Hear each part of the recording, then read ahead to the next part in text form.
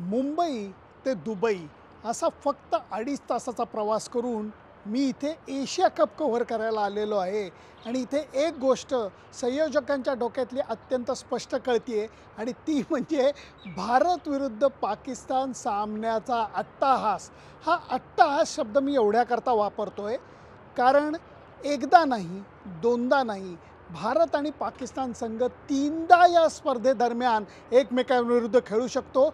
अशा पद्धतीचा फॉर्मॅट हा संयोजकांनी निर्माण केला आहे. कसा आहे मी तुम्हाला थोडक्यात समजवतोय. भारत आणि पाकिस्तान एका गटामध्ये ठेवले गेलेले आहेत. तिथं पहिला सामना होणार आहे 27 तारखेला. त्याच्यानंतर दोन दोन टीम प्रत्येक गटातल्या या वरती जाणार आहेत आणि वरती जाणार ती बाद फेरी नाही आहे, वरती सगळेजण एकमेकांशी खेळणार आहेत. थोडक्यात भारत, पाकिस्तान, श्रीलंका, बांगलादेश आणि अफगाणिस्तान ह्याच्या 5 पैकी 4 टीम ह्या त्या फेरीत याव्यात असा एक प्रयत्न आहे. म्हणजे तिथे एकदा भारत पाकिस्तान सामना होणार आहे आणि जर सगळ्या गोष्टी जमून आल्या तर अंतिम सामना 11 सप्टेंबरला भारत पाकिस्तान दरम्यान व्हायची शक्यता ही निर्माण करून ठेवलेली आहे. अशा अर्थाने 3 वेळा भारत पाकिस्तान सामना होणार आहे आणि या तिन्ही सामन्यांची प्रतीक्षा दुबईमधले प्रेक्षक मनापासून करतायत आणि जगातले प्रेक्षक हे टी व्हीला चिकटणार आहेत. एका अर्थाने संयोजकांनी असं नक्की केलेलं आहे की भारत पाकिस्तान जास्तीत जास्त वेळा खेळावेत आणि त्याचा आनंद प्रेक्षकांना मिळावा आणि त्याचा भरघोस फायदा हा संयोजकांना व्हावा. कारण संयोजकांना हे पक्कं माहीत आहे की जेव्हा ही लढत होते भारत विरुद्ध पाकिस्तान तेव्हा टी व्ही राईट्सच्या रकमा एकदम वरती जातात, प्रेक्षक रांगा लावून तिकीटं विकत घेतात आणि हा फायदा जो असतो तो संयोजकांना होतो. मी एवढंच म्हणेन की ह्याच्यामुळे या स्पर्धेतला उत्साह जो काय आहे तो कायम आहे. भारत आणि पाकिस्तान दोन्ही संघांनी आज मागचं जे ग्राउंड आहे ICC क्रिकेटच्या मालकीचं हे ग्राउंड आहे तिथे सराव केलेला आहे. 40 डिग्रीपेक्षा जास्त टेम्परेचरमध्ये पाकिस्ताननी सराव केलेला आहे 4 ते 6 या वेळामध्ये आणि नंतर 6 वाजता भारतीय संघ या मैदानावरती सराव करणार आहे आणि त्यावेळेला टेम्परेचर असणार आहे 39 डिग्री. हे सगळ्या उन्हाच्या तडाख्यातनं सुद्धा भारत आणि पाकिस्तानच्या खेळाडूंना पक्कं माहीत आहे की ह्या लढतीला जे महत्त्व आहे त्याच्यातनं तुम्हाला हिरो बनण्याची संधी आहे. सुनंदन लेले, ABP माझा करता, दुबईहून.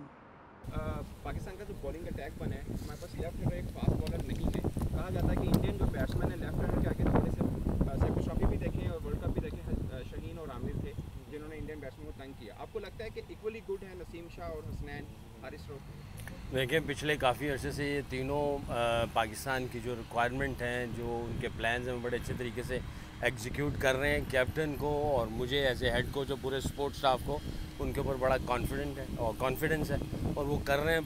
तो क्यों हम लोग ऐसी कोई हल्की फुल्की भी शोको शुबात वाली सोच या ऐसी चीज़ों को हम लोग सोचना शुरू कर दें. इन तीनों ने बड़ा अच्छा किया. शाहीन ओबियसली लीड करता था, अनफॉर्चुनेटली नहीं है, बट ये तीनों ऐसे हैं कि in any given situation on the day they can change the game. Confidence अच्छा है इनका, तो इसीलिए तो मैं आपसे कह रहा हूँ कि कॉन्फिडेंस है तो चल रहे हैं ना इसी तरह. आपने बहुत अच्छी बात की. मेरा क्वेश्चन भी एग्जैक्टली इसी से रिलेटेड था. क्रिकेट फैंस बड़े खुश हुए कि वैसे तो आर्क राइवल माना जाता है पाकिस्तान इंडिया को, मगर कल जो तस्वीरें यहाँ से निकली हैं कि बाबर और कोहली मिल रहे हैं, आपको कितना मसूरकुन लगा ये? यार देखो, कुछ साल पहले मैं क्रिकेट ऑल स्टार खेलने के लिए गया और वहाँ पे दुनिया के 25 बड़े नाम थे और वो हम लोग वहाँ पे क्रिकेट खेल रहे थे और शेन और सचिन ये दोनों ने ये खिलाड़ियों को बुलाया था. मैं भी उस ग्रुप का हिस्सा था. तो वहाँ पे उस वक्त भी मैंने एक ट्वीट की थी, मेरा ख्याल 4-5-6 साल हो गए.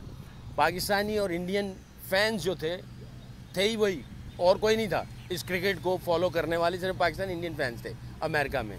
और पाकिस्तानी और इंडियन ने दोनों फ्लैग को स्टिच कर किया हुआ था. ये नहीं कि हाथों से पकड़ के, दोनों को स्टिच करके ऐसे पकड़ा हुआ था. फिर अगले मैच में बाकी जो फ्लैग है ना वो भी उनके साथ लगने शुरू हो गए. तो फिर मैंने ट्वीट किया था कि ये सिर्फ क्रिकेट और एंटरटेनमेंट नहीं है, ये बहुत सारी चीज़ें समझा रही है, दिखा रही है. इसका साइन ये है कि पूरी इंसानियत को जोड़ रही है क्रिकेट.